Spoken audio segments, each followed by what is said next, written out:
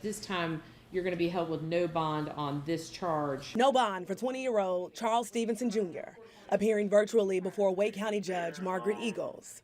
She says he's being charged with discharging a weapon into an occupied property. The other charge, assault with a deadly weapon with intent to kill, was dismissed by the state. One of your charges was dismissed as being recharged in a different way, I believe. And so we're going to see you tomorrow. And based on new information, the district attorney says it's been upgraded to an assault with a deadly weapon with intent to kill, inflicting serious injury charge. This comes days as court documents say on Monday, Stevenson discharged a firearm into a Ford F-150 along US 1 between the US 64 off-ramp and Cary Parkway overpass, while a driver was behind the wheel with his 5-year-old daughter, Emma, in the back.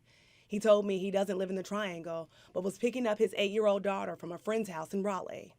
While driving on Highway 64, he told me he noticed Stevenson throwing an object at a female driver in another car.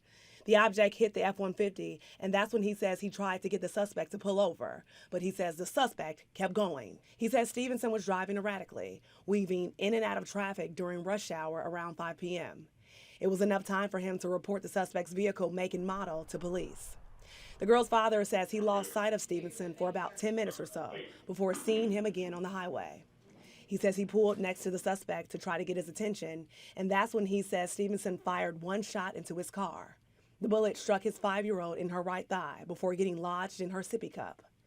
The girl's father says his daughter has had one major surgery since Monday to repair muscle tendons and ligaments in her leg.